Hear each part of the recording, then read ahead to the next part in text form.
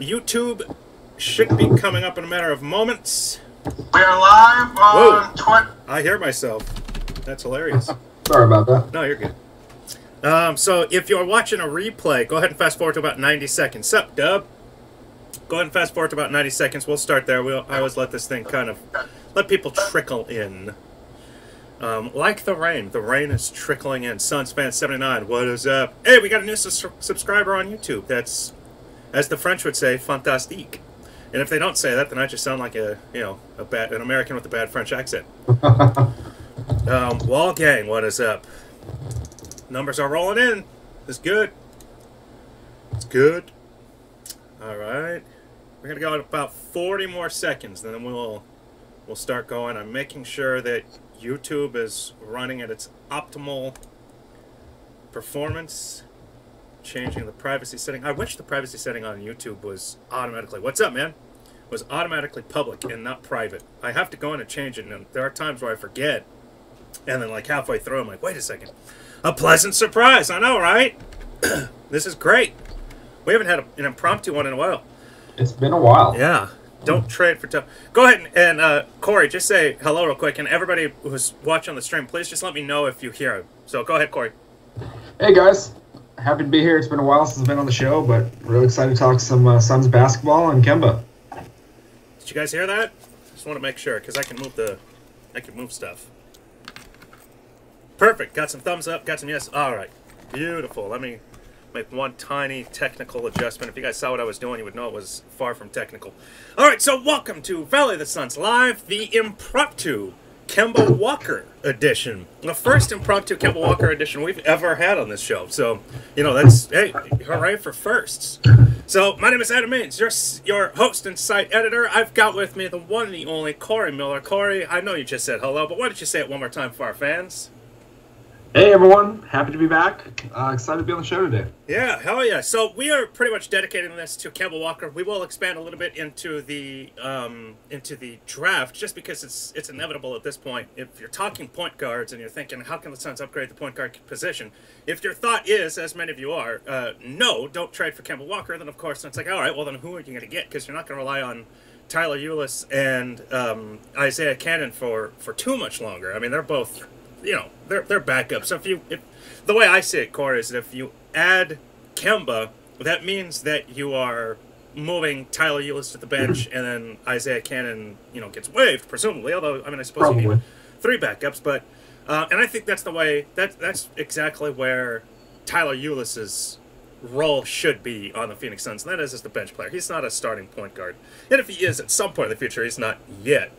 So let's just get into it. I wanted to break this down into pros and cons, and you all will see, if you haven't seen yet, at least my own opinion, that our opinions are fairly similar, you know, Corey and I. So let's look at cut Ulis. Okay, so somebody said in that case you cut Ulis and keep Cannon. I disagree, just because the Devin Booker, you know, connection to Tyler, but you know that's totally fine.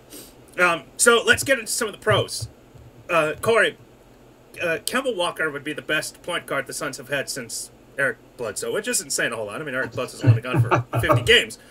But he would be a nice improvement. If Kemba Walker were in this backcourt with Devin Booker, I mean, that would be incredibly exciting. I mean, what do you think? How could that push the Suns forward if you actually added Kemba Walker, a star point guard, into that backcourt with D-Book? Well, I think Kemba is a different player than Bledsoe in some areas, and in other areas I think he's the exact same player as Bledsoe. He's a better shooter. He's better offensively. I don't think he's a better penetrator. Yeah. But Bledsoe was better defensively. Passing, they're actually about the same. The thing about Kemba is he's only averaged above 6 assists per season once, and that was back in 2013-14. Yeah. He's not a big distributor. He's a ball-dominant point. So yeah. The plus by adding Kemba is that now you have an all-star backcourt, but even that, Kemba's an all-star because he's in the East. There's a lot more guards in the West. He's not going to be an all-star in the West. No. Yeah, so, Booker's not, then Kemba's not. But what the Suns need right now is they need a point guard. Yeah.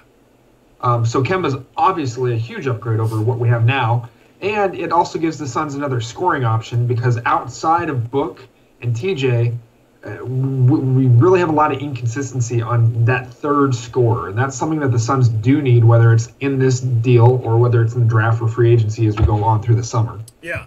Well, and one thing is for sure that Devin Booker and T.J. Warren can carry the Suns against the Nuggets. So, but, Yeah. when you head into those tougher teams. I do want to look at, I have been comparing Kemba Walker to Eric Bledsoe a lot recently. I mean, over time. Would I trade TJ in a pick for Kemba? Hell no. I'm not trading TJ Warren. No, I wouldn't either. No. And I've said this for a long time in regards to TJ Warren. TJ Warren is Cedric Ceballos. And for those of you who maybe don't remember Cedric or a little foggy in memories of him, I mean, he was gone by 95. Cedric Ceballos was the perfect sixth man on that team with a bunch of scorers. And that's what a good Suns team will need, is that perfect scoring sixth man. That is TJ Warren. TJ Warren, in my opinion, is not a number 2. He's a number 3. He could even be a great number 4. And those are the kinds of guys where it's like, he doesn't need to score 20 points a game. We're so off topic, but I just want to defend TJ real quick. TJ Warren doesn't need to be scoring 20 points a game every game. What he is there for on a good team is those nights when, Booker's a little low, your other stars they're just not, playing optimally. TJ Warren will then carry the team to that win. And because TJ Warren can do that. But I don't see him as a star in terms of a duo with Devin Booker long term. I see him as that great depth guy that would put the Suns at the top against somebody else. So, no, I would not trade TJ for Kemba.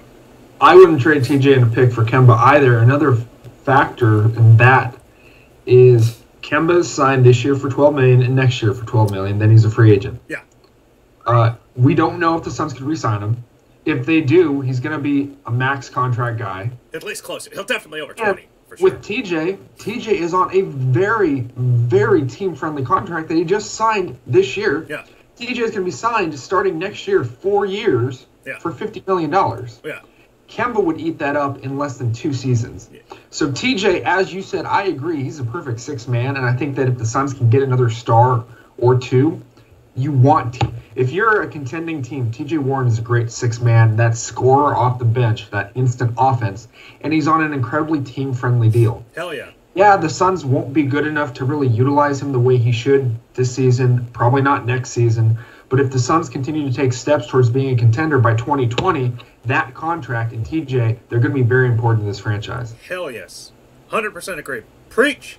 So I want to look at comparison in terms of Kemba Walker and Eric Bledsoe's shooting, because I compared those two together. They are so similar. If anybody read my post yesterday, they are so similar statistically and in size too. I mean, they're both 6'1".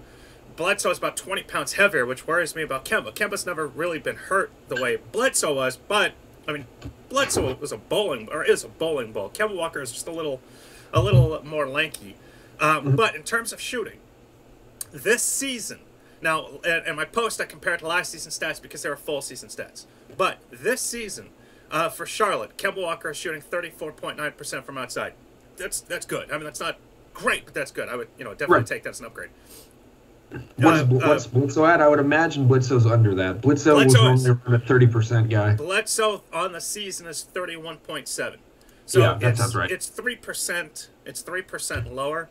But to me, it's not stark enough of a difference to say, wow, that's a significant upgrade. Now, if Kemba were shooting close to 40, which he did last year, he shot 39.9, but Bledsoe shot 33.5. So, I mean, now Bledsoe last year is where Kemba is this year. So, to me, they're just so similar, and I don't really see Kemba as being that much better of a shooter, especially when you're taking a field goal percentage. Or I mean, I can't even look at just 2-point percentage. And before I make that point, let me make sure that I'm not about to walk myself into a wall. Okay, let's look at field goal percentage. Overall, this season, Kemba is shooting 42.4%. Bledsoe is shooting 45%. Yep. So, I just, even though Kemba's three-point shooting is a little bit better, Bledsoe's, I mean, they're just so similar. And so, Well, and you look at their contracts, too. They signed the extension the same offseason. Yeah. They were for almost the same amount. Kemba was actually cheaper. Yes. But it's the same thing. Before the Bledsoe deal, we're talking about if you re-sign him, he's a max player. Yeah. Do you really want to max him at the age of 28, 29, 30, 31? Yeah. While Booker is still just coming into his prime, then you're tied to that contract. It's just the same thing with Kemba. Kemba right now is, I think he's 27. Yeah, so he'll be by the time his contract 28. expires, he's 29, 30, 31, 32 if you sign him to a max deal. Do you really want 31-year-old Kemba on a max deal when you're trying to surround Booker with the best talent you can? And Booker's a superstar. He may end up being the best player the Suns have had since Nash and Barkley. I think he already is in some aspects. Yeah. But Booker could go down as one of the top 3 or 4 Suns of all time. Hell, he could go down to number 1, truthfully. I mean, yeah. Right, and it's really, really tempting to just trade for these kind of bargain stars as they're being fire sold from a bad team. Yeah. But we didn't get to this point without making smart decisions, right? Yes. We have a lot of promise. We have a lot of young talent. People came out and said Bender's a bust last year, Jackson's a bust this year. They're both looking better, right? We just have to give the team time. Yeah. And if you speed up, I mean, what's the ceiling if we get Kemba? This is the argument I keep coming back to. Okay, we get Kemba and we're 7 seed. Great. So we get swept by the Rockets? Like, is that really what we want? Yeah. Well, it'd be difficult to be 7 seed. We're building something to be a finals contender. Yeah. We have the most important piece. We have that superstar. The other pieces, they're still hard to find, but we have the hardest piece to get, and that's Booker. Yeah. Let's not waste it by trying to go be a playoff team for 2 years just so we can lose in the first round. And and not only that, I talked about contracts too. So in my post yesterday. Well, first off, real quick, we're about 11 and a half minutes in, so please go, or actually 10 minutes in terms of time started. So please like, please retweet, please share, go text everybody real quick. Yo, they're talking Kemba Walker on Valley Suns Live. Join us on YouTube, Periscope, Twitter. Get some people on here. Have them talk. We're responding to every comment you make that is worth responding to. You know, trolls. Yep. We know who you are. Yeah, Adam, I want to go back to one comment we have in the chat here. We got a EC Zek 2 says he wants Trae Young more than any other guard right now. Yeah. And that's an important point as well. Yeah. Is that even if the Suns don't have a top 3 or 5 pick in this year's draft, there are a couple really good point guards around that 8 to 10 range. You got Colin Sexton. Trae Young's going to be a top 2 or 3 pick. The Suns probably won't be in that area. But Sexton is definitely an option for him. And who knows about Doncic? I don't know if I'm even pronouncing that right. The Slovenian kid who looks like he's going to be the next great European star. Yeah. So do you want 2 years of Kemba and then you have to make a decision on if you max him or not? Mm-hmm. Or do you want to find a Colin Sexton at pick 6, 7, 8 and you know you have control of him on a rookie deal for the next 4 years? Precisely. And hence the contract issue is only 3.5 games out of first pick, so you never know. Exactly. That's the thing. They're a lot closer to the number 1 overall pick than they are to the 8th seed, even at this moment. In fact, if I recall after my tweet yesterday, there are 7 games. They're 7 games out of 8th place now. It might be 7.5. Yep. I think somebody would have to double check me. I can't pull it up while we're streaming, but regardless, they're a lot closer to number 1 overall. But that's the other thing. So you're not only does T.J. Warren's contract kick in, which will still be a bargain. I believe it's an average of $15 million a year starting next year. But Devin 12 and a half. Average of 12 and a half. 12 and a half. Thank you. 4 years, 50. Yep. Yeah. See, this is why I don't teach math. This is why I keep around Corey. I'm not a math guy at all. I'm not a math guy. So then after next season, not only would you have to re-sign Kemba, which would probably, I mean, if he's not a max, I question if he will be, but I do think he'll be a 20 million range. So I mean, you're adding that to the salary, to your cap.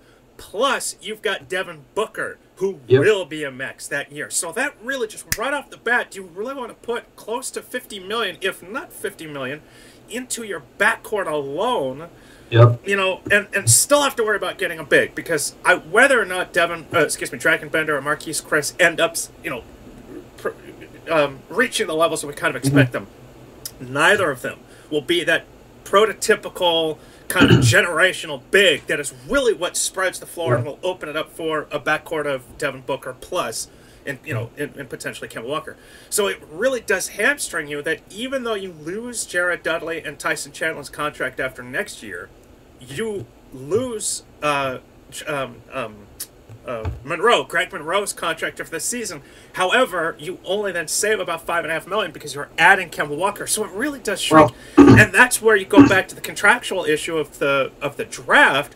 Is that especially if you're thinking of trading this Suns pick, in a package for Kemba, which I am 100% against, is that if you are able to get a point guard, you're getting a point guard at a rookie level at a rookie contract, which then means you save a ton of money after this season when Monroe goes. You then save even more money next season when both Jared Dudley and Tyson Chandler are off the books, which then helps to offset extending Devin Booker, but then still gives you plenty of cap space to then make another free agent move or trade move. Right. Before you then have to go and re-sign Josh Jackson in 3 years, and Marquise Chris and or Dragon Bender in 2 years if they're still on the roster. So, to me, and I'll bet you, Corey, I'll bet you $1,000 that I don't have, mind you. I'll bet you that $1,000 that General Manager Ryan McDonough knows this and is looking at the books going, Kemba Walker hamstrings us a little bit, and do we want to spend that money on a point guard when we really need to shore up the front court a little bit more than the back court? Well, exactly, and it's exactly what you said. If you are the Suns and you go get Kemba, you're basically saying, because I have to max Booker in 2 years, or sorry, after next offseason, I think Kemba will demand a max. I don't know that I agree he'd be a max player at that point. I think he's close. So let's just say near max. Let's say he's $23 million a year or something like that. Yeah. It's exactly what you said. You're basically tying your future to Booker, Kemba, TJ Warren. Maybe you find some other third piece in there, but you're not going to get a superstar. You're not going to have the cap space. Yeah. So the decision here for the Suns is, yes, we need another star. No one's going to debate that. Yeah. The choice you're making is, are we saying that Booker, Kemba, and TJ are good enough to get us to a finals? Or are we going to say something like Booker, a star big in this draft? As we just saw in the comments, I actually really like Anthony Davis isn't going to be in New Orleans 2 or 3 years from now. There's going to be a big trade. That's who you go empty out the coffers for. That's who you go throw all your picks at, right? Exactly. Like, it's the same thing we had with the Porzingis discussion. Yeah. You need a front court player. If you find a young guy that you have control over for a while, even if it's a max contract, that's who you go throw. That's who you go throw Chris, Bender, maybe Josh Jackson, maybe picks at. That's where you go empty everything you got and you say, I'm all in on this guy. Kemba's not that. We don't want to trade picks for Kemba because, again, where does it get us? It gets us to maybe the 6th seed, but we're going to get swept in the first round. Like, that's not what we want. Yeah. I want Suns playoff games as much as anyone else. Okay, it sucks not seeing the Suns in the playoffs. Since I was born, this is the worst drought we've been in by far, right? Oh, yeah, it's the worst drought that the franchise has ever been in. Right, but I don't want to see us get, a star like Kemba, but not a superstar, not the right piece, and we win 45 games a year with a 7 seed, but Golden State or Houston blows us out every year in the first round. Like, that's not fun. Yeah. So for me, I would rather, and I love the fact that Anthony Davis was brought up here in the chat. He's the type of player you wait for. I don't think he gets traded this year, but next year, if New Orleans doesn't win, he's going to get out of that town. That's not a good franchise, and he's wasting his career. And Suns, with all of the assets we have now, we're almost to the level of Danny Ainge and the Celtics before this season. Yeah. We have so many assets that we're going to be in every big trade rumor that happens from now until we start using some of those assets. Yeah. And when the right one comes along, if we pounce on the right one, it changes the franchise for a decade. This doesn't do it. Agreed. And you know what? And forgive me, commenter, I didn't catch your name. I saw the name. I saw your reference. Yeah, okay, so there you go. So Helios is agreeing. So let's compare Kemba Walker to Brandon Knight. Let's look at Brandon Knight last season. He played in 52 games, started 50, scored 19.6 points, 5.1 assists. So the 19.6 points is definitely about 4 points less than Kemba, because last year Kemba was 23. So yes, but 5.9 assists, which is 0.4 assists more than Kemba. We're talking last season. Excuse me. Oh, no. That's not last season, of course. This was 2 years ago, because last year, I apologize, we're talking 15-16. 2015-16. I apologize, because Brandon Knight hasn't played this year. His stat line is off by 1 year, of course. But we'll look at peak years. So then for Brandon Knight, 15-16, for Kemba, 16-17. So peak years, Kemba, 23.2. Okay, so he did average 6.1 assists in 2013-14, whereas Brandon Knight's peak is 5.2, which was his first year here. He only played 11 games, but what have you. In terms of shooting, let's just look at career. 3-point shooting for B. Knight is 35.7. For Kemba, 35.1. Kemba from the field, career, 41.3. B. Knight, 41.5. These are identical. Effective field goal percentage, 47.6 for B. Knight. 47.1 for Kemba. Holy crap, I did not know this. I sincerely did not know this. Well, I'm glad you brought this up. Wow. There's a few things I have to say on Brandon Knight in this situation. Number one is, if Brandon Knight ever gets back to being a productive player, he can be a Kemba type player. That's the type of guard he is. He's kind of an undersized shooting point, right? He's listed as the second thing with 2 Brandon inches Knight taller and 10 pounds heavier. So just right after this year, you still owe Brandon Knight 2 years, $30 million. Yeah. Which for him, it's an atrocious contract, right? The only way the Suns have to get out of that contract is to get him healthy and to play him and hope that he actually shows other teams something, right? So this is going to be very unpopular, but I'm going to say it. If we finish this year not going on a big winning streak or anything, and we're maybe thinking we're still one more year away from being a playoff team, I would almost say you draft a point guard, but you start Brandon Knight and you audition him for 2 or 3 months at the beginning of next season, and you get that contract out of town. Yeah. If you get that deal out of town, now you've got a lot more flexibility. You still have the assets. 2 years, $30 million for Knight. That's when we talk about things that are hamstringing this team, that's number one on the list is Brandon Knight and his contract right now. Well, and there's also this. Brandon Knight's a year younger than Kemba.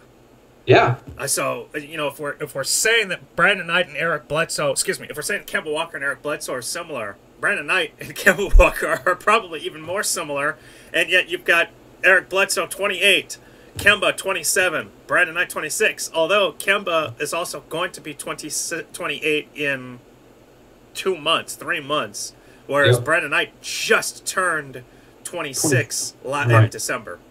Yep. Well, and on a more philosophical tangent, we saw the Suns and McDonough at the beginning of his tenure go after all these combo guards. He coveted of them, right? He got Isaiah Thomas. He had Bledsoe. He got Brandon Knight. Yeah. And yeah, I was excited about it at the same time when that happened. I was like, okay, 3 guards, maybe this will work. It didn't work. It was a horrible experiment. It failed. We all have to admit it. We all have to move on. Combo guards are not a sure thing in the NBA. No. For everyone that works out, there's a Brandon Knight, right? And so, the superstar combos work, but you have to look at the teams they're on. They're normally on bad teams. They're the star on that team. They have good stats, but they don't actually pull that team to the playoffs. Like, name me a top 4 or 5 seed the last few seasons that is led by a combo guard. I mean, Lillard might be the best one up in Portland, and he still can't get the Blazers up above a 5 or 6 seed, and he's got another all-star guard right next to him. I stand by that Steph Curry is combo. He's not a traditional point. And especially when you think about not only has his assists numbers dropped every year the last 4 years, but they're... I agree and disagree with that. He's not a traditional point, but he's not a driver and a slasher like a Bledsoe, like a Kemba, even like a Lillard. Steph's a shoot it from the logo guy. Steph is Steph. And again, he's the best. He's one in a million. Right? And, he also, look at all he has around him, too. I'm not saying Steph's not a superstar. He is. Oh, yeah. But he's also got, the best team in NBA history around him, too. I guess my point is, and it may not be 100% true, my point is if you have a couple combo guards in your backcourt, traditionally, over time, I don't think it leads to as much success as if you build more of a balanced team. Yeah. And it's just like you said, we need a star in the front court. I think Bender and Chris could still be really good. I agree with you where I don't think either one will be a generational talent. I think Bender still has a lot of potential. Yeah. Because he's looking a lot better this year, and he's still super young, super raw, and he's just getting better and better. But we need a DeAndre Ayton. We need a Marvin Bagley. We need one of those prospects that doesn't come along every year, and we need to hope he works out. Or, like we were talking about earlier, you wait till someone like Anthony Davis is available and you put all your chips in and you say, I'm going to go get him. Yep. You wait till Porzingis is available and you say, I'm going to cash in 2 or 3 first rounds. I'm going to give you some young talent. Yeah, no, I 100% agree. I mean, you and I have spoken about this, and I've definitely said it on VOTS Live, and I'm sure I've written about it on multiple occasions too. In fact, I think I mentioned it in the Kemba. I did mention it in the Kemba post yesterday. I am not a fan of drafting a point guard high. Point guards don't win titles. You got to have your strong wings. We've got our wing. We might have multiple wings, especially if you put Devin Booker in that wing kind of category. Since remember last year they were even saying that he could be a small forward. He is 6'7" apparently. Except, and then here we go. Sunspan 79 says, except Doncic. And that's the point. Doncic, Trey. So here's the thing. So I'm not a fan of seeking the point guard high. And I really think, my opinion hasn't evolved, but I have clarified it. I'm not a fan of seeking it. If I had the choice between a generational big and a generational point guard, I take the generational big 100 out of 100 times. I agree. It's best player available, and you're going, Trae Young is better than, so-and-so. I don't want to necessarily say another big's name because I just don't know. But if Ryan McDonough's looking at going, Trae Young is and will be better than, DeAndre Ayton, then take Trae Young. Take the best player. But if you do think that they're similar, or very similar, and their peaks are very similar, then I say go big. To that point, though, you still need a point guard, and this is how I want the Suns to get one, is through trade or free agency. But at the same time, they also have the opportunity to pick a point guard later if they don't trade, say, Miami's pick. I don't know who's the 5th, 6th, 7th best point guard because that's about where the Miami's pick will be. It'll land on the 5th, 6th, 7th best point guard. And hypothetically, actually, the Bucks pick could end up still transferring. They're tied for 16th right now in the league, which means the Suns get that pick. Which I think just be incredible. Especially Giannis is out for a few games, so you could see that even slide further down. They could, absolutely. If they miss the playoffs, that pick is the Suns'. Yep. So, and just like what you said, if you have the chance to get a generational big, you go get him. Yeah. I think right now in the NBA, there's a lot of good point guards. Yeah. And they're obviously available if we're talking about potentially trading for Kemba Walker. They are. But again, I go back to where we are in the draft. Look, we could still slide and end up with the top 3 or top 5 pick. Hell yeah. But if you look at where we are now and how we're playing and how Booker's playing this year and just how the teams below us, how much worse off they are, the odds are we're going to be in that 5 to 7 range. Yeah. A point guard like Sexton is going to be there. Yes. And Sexton might not be as exciting as some of the guys in the top 3. He's not as flashy as Trae Young. This is a loaded draft class. Colin Sexton, for those who maybe aren't aware, Alabama, which is where he plays, had so many guys foul out of the game earlier this year. They had to finish. It was either a game 5-on-4 or 5-on-3. I think it was 5-on-4. Yeah, it was 4. Yeah. Sexton was one of those 4 players, and they still lost by 5. Yeah.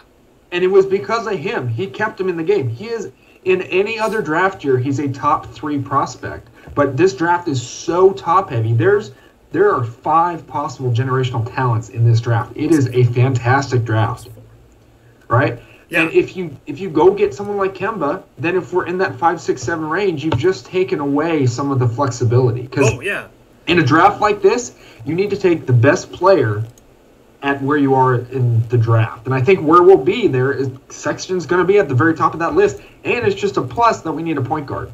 Yeah. So I would much rather not deal for Kemba, draft a point guard if we have the opportunity, and then move forward.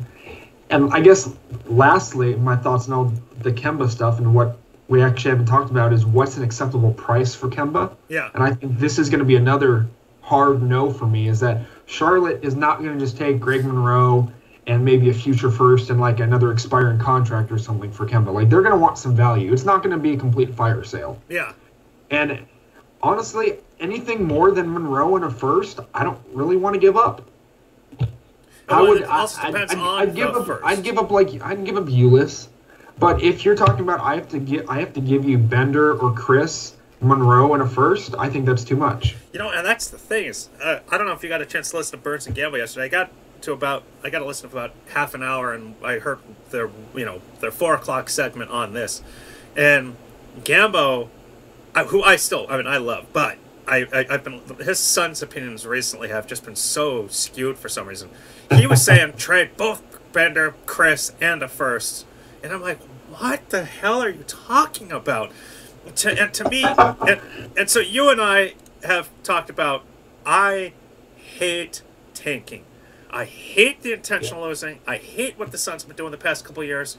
But at this point, they've been doing it, and they've been holding firm. And I got to give both McDonough and Sarver credit for this, is that they have not yet actually gone out and made that kind of stupid, why did you just waste your assets, your young assets on such a kind of a mediocre trade or sign a mediocre free agent?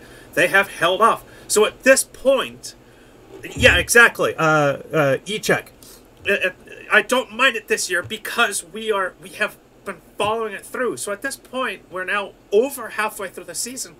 Why would you go throw that all away, all that losing away, for what at this moment it will amount to just a replica of Eric Bledsoe? It just doesn't make any sense to me whatsoever. And so I honestly don't think the Suns would do it, and I don't think there's a chance in hell that they would allow it. The Ryan McDonough would ever pull off a trade for Kemba that included 2 top 10 picks and then a third top 10 pick in a first round, in a future first. It just doesn't make any sense. Yeah, and let me leave you with, this is kind of my closing thought on the whole situation. I don't want the Suns to make a deal at this deadline for a star, and I'm going to explain why. If we can get rid of Monroe, great. If we can get anything of value, maybe if there's, if Tyson wants to go somewhere, we get a pick back. I don't think that'll happen because I think Tyson's happy here. But stuff like that, fine. If we're not altering the long-term future or our young talent or picks, I'm okay with it. Yeah. Going back to a point I just made, this draft is possibly going to be the deepest in the top 6 or 7 since maybe 2003. Yes. This is a once in a decade draft, I think. There's a lot of phenomenal talent in this draft. Which is hilarious because that's exactly what they said about it last year too. Right. So keep in mind that even if we end up at 7, and yes, we said the same thing last year, but we've got a lot of good rookies this year too. Yeah. So this is a really good 2 or 3 year stretch for talent in the NBA. It's a good time to have picks. It's a good time to be rebuilding. Yeah. Because 5 years from now, you don't always know how these phases of talent go. You can have a bunch of drafts like 09, 10, 11, where there just wasn't as much. Anything, yeah. My point here is, I'm getting away from it a bit. You're fine. Is that this draft has so many good players in the top 5, there's going to be a lot of teams trying to trade up. There's going to be superstars available like last year around draft time. There's going to be a lot of rumors, and if the Suns keep their assets, they'll be in talks with one of those guys. Oh, yeah. I mean, no one can convince me Porzingis is going to finish his career in New York. That team, that franchise is not good enough, and he's such a good player, and he's going to have more and more leverage as he gets closer to getting out of his contract. They are going to move him at some point. Same thing with Anthony Davis. Like, we've been through these cycles for a couple seasons now where they go, okay, we've made him happy, we're going to throw everything we can around him, and they just can't build good teams around these guys. Yeah. There's going to be stars available, and I think you're going to see, just like last year, when you heard about the Kyrie rumors, you heard about the Porzingis rumors, all around draft time, there's going to be the same talks happening this year. And if the Suns start trading assets for someone like Kemba in the middle of the season, we'll be out of those talks. Exactly. Right? Even if we end up with pick number 6, and we say, you know what, there's really not someone we really love at 6, you'll be able to get someone. You could flip. You might be able to flip 6 and a future first straight up for Porzingis because he's got 1 year less control with New York. Yeah. Right? So where the asking price last year may have been Josh Jackson, Chris, multiple firsts. This year it may be Chris, the 6 overall, and maybe like the Miami first in 2020 or whatever year it is. So I think that's really important, is that we want the flexibility. I agree next year we want to make the playoffs. And I think we're close. Yeah. We need one more piece. And if this offseason is as crazy as it was last year, we can get that piece. Yeah. No, I totally agree. And that's it. Just when it boils down to it, the name Kemba Walker is enticing because it's a name. He has a kind of a household NBA name. Everybody knows this kid. He just does not fit this Suns team. He doesn't fit what they've been doing to try to reach a point to have stacked and stable success, and it just doesn't. I just don't see it, and I would be absolutely and unequivocally shocked if Ryan McDonough pulled off a trade for him. Now, do you have a few more moments? We had a question up here. I wanted to ask you your opinion on. Sure. Yeah, I got a few more minutes. Awesome.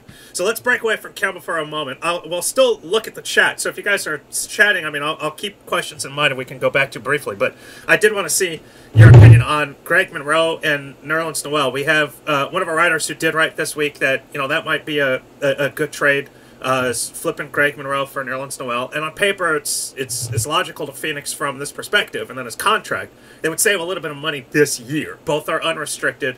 But if I recall correctly, Nerlens is making around $5 million because he just signed his qualifying offer, just like Alex Len. And then Greg Monroe is about $17 million for the year. So at this point, it's they're both pro-rated, smaller, but Phoenix would still save a couple bucks, from here on up to the end. To me, though, I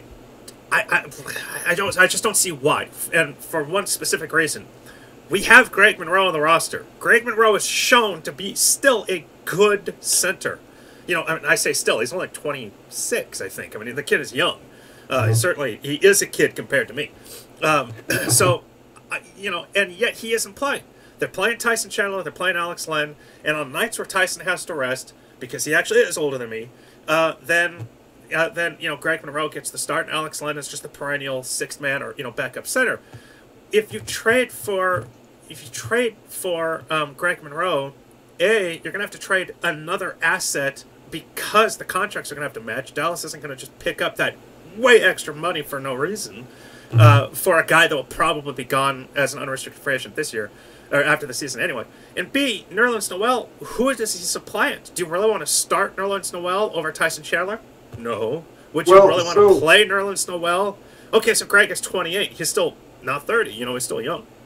And then, are you really going to start Nerlens Noel over at this Alex point Len? because of his injury? Sorry, go ahead. Is Noel even available to be traded at this point because of his injury? Well, I think you can still be traded, even though you're injured. I know, like, Brandon Knight, the Suns could trade him if somebody wanted him. It's because there is no IR anymore. They open up that flexibility. He is hurt, and he'll be back. I'd have to pull it up. I did look this up. It sounds like he'll be back playing by early February. Yeah, but so in a few even weeks. Before he got hurt, he wasn't in the rotation for Dallas. He hadn't played more than 6 minutes since, like, November 4th. Yeah. Which is the first week of the season. I mean, basically, he sat the whole year out. Yeah. So if you want to flip Monroe for Noel, it's like, fine. I don't think it does anything. Nothing. Because I don't think either one would be here next year. And I don't think either one plays for their new teams. I mean, does Greg Monroe really play for Dallas? And do they need to upgrade at center when they're trying to play for the first pick too? Yeah, I mean, I'm if the Suns do it, that's fine. Because you're taking a flyer on Noel for 6 weeks and you're seeing if he's got anything left in the tank. And I know that sounds weird because he was only like 23, but yeah. He hasn't done much the last couple of years, and I don't think it's of any consequence either way because I don't think either one is going to end up being a great NBA player. I don't think either one would be here next season in Phoenix. Agreed. Yeah, and so he is 23. I mean, his career average is, I stand by. Alex Len is a better center than Nerlens Noel. Certainly healthier in his career, but Alex Len is a better center. And maybe Nerlens averages more blocks, but his rookie year averaged 1.9, then 1.5, then 1.0, and this season 0.6. And granted, it's only in 18 games, 6 starts, but if you look at per 36, average 2.2, 1.8, 1.7, and then 1.6. I mean, it's just like, big deal. I don't get the hype. I wanted the Suns to get him because I understood the hype coming out of college. He was incredible at Kentucky. And, and this is Kentucky West. But, I mean, it's just, once I saw him in the NBA, okay, so somebody just said rebounds. Career, 7.2, and I don't have, give me one moment, I'll have Alex. Len is averaging 8.2 this year. Yeah, okay. In 20 minutes, which is actually pretty good. Yeah, it's damn good. Len is having not a fantastic year, but he's having a good year. He's having the best year of his career. He's got the highest field goal percentage, the highest rebound total, He's averaging 8.4 points, which is almost his career high. So Len is having a good year. Plus, per 36. You know because what? Not The a crazy starter, thing is that Len is probably cheaper long term than Noel. just based on name ID alone. I think so, because teams are still going to look at Noel and say, I still think he has the potential to be an elite rim defender, and he's only 23, and they're going to go throw $15 million a year at him. Len, I think Len thinks he's a $20 million a year guy. I don't think he is. I think more likely if he stays in Phoenix, he's probably on a 2 or 3 year deal for 20 to 30 million. If he goes somewhere else, maybe he gets a little bit more. Yeah. You know what, though? I look at 36 minutes because at least that evens out. Len is not a starter. He's only started 2 games this year. Even Erland started 6 before he got hurt.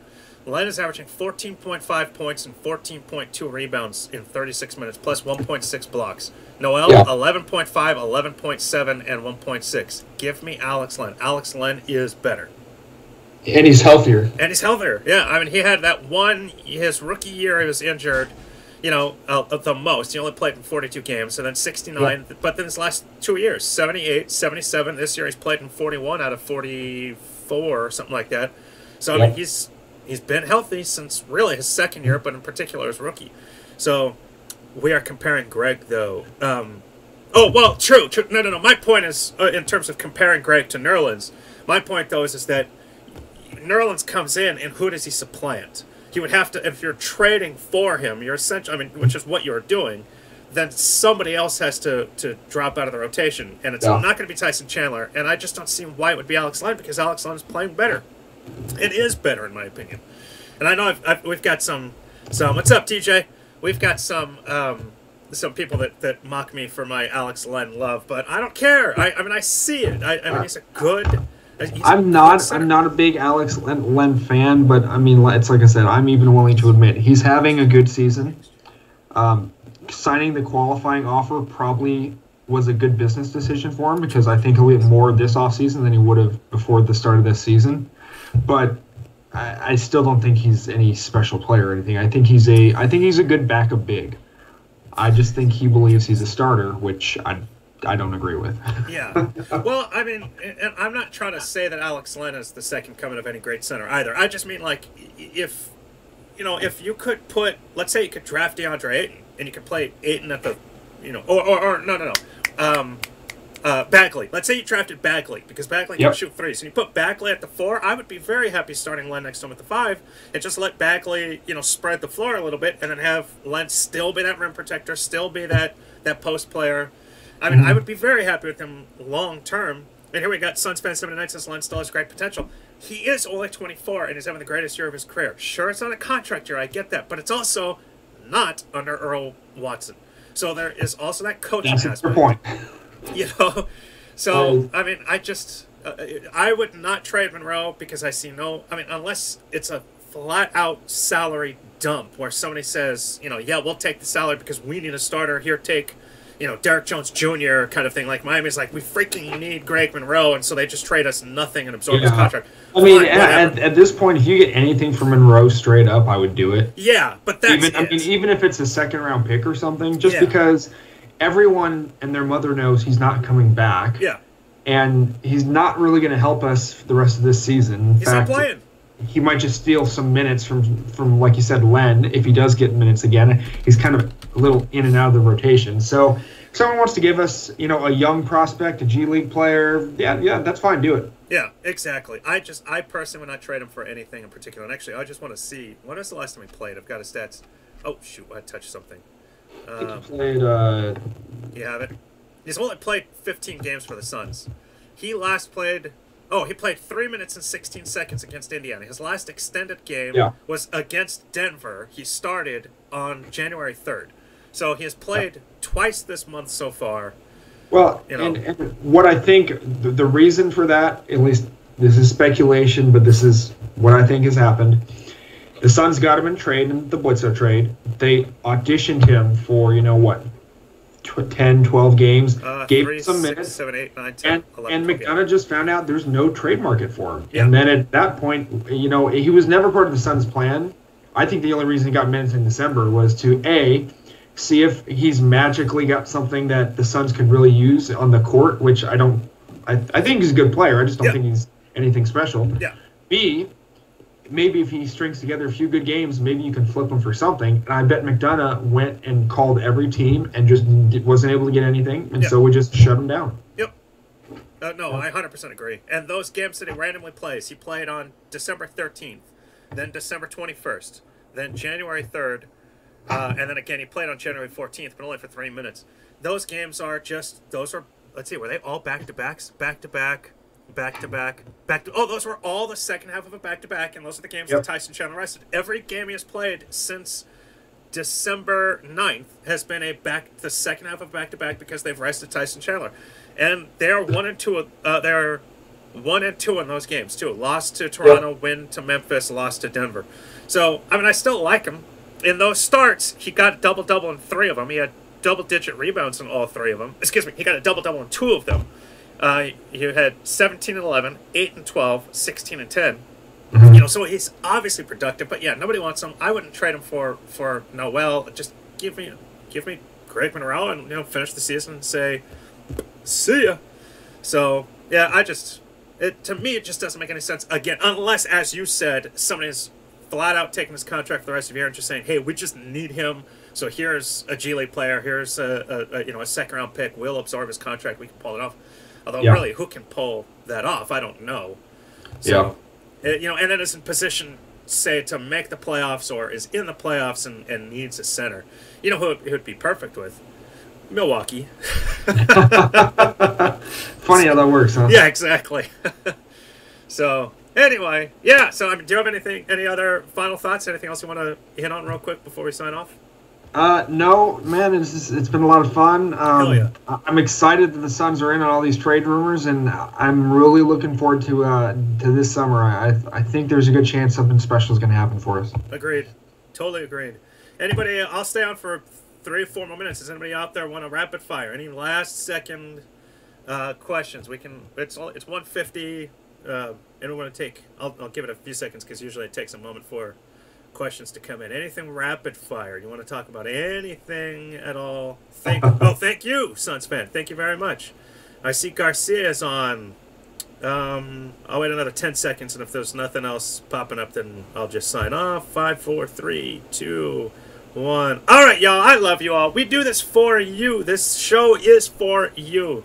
This is for the whole Valley of the Suns. We love doing this. Impromptus are probably my favorite, truthfully, because it usually means, it doesn't usually, it always means, that something kind of fun and big popped up out of nowhere. We can't wait for the draft. Devin Booker should be an all-star. It's BS that freaking Manu Ginobili gets over. I hate fan voting. I've hated fan voting for years. Gosh, it should be the best players and nothing more. Manu Ginobili does not deserve to have any votes over Devin Booker. But what have you, that's the way it is, and, fans are selfish and really maybe not that educated. Did I say that about sports fans? So it is such a joke. So anyway, we love this. I'll be back on Monday, and actually I do have a guest lined up for that as well. So I will see you guys Monday. Corey, why don't you say goodbye to our throngs of adoring fans? Guys, thanks for listening. We love doing this. It's a lot of fun. Go Suns. Go Suns, baby. All right, we will see you in a couple of days. And then actually the Suns play tomorrow night, if I recall correctly. So I'll be on Twitter tomorrow night for sure. Send us anything on Twitter. We'll definitely answer it. Have a good night. Go Suns. And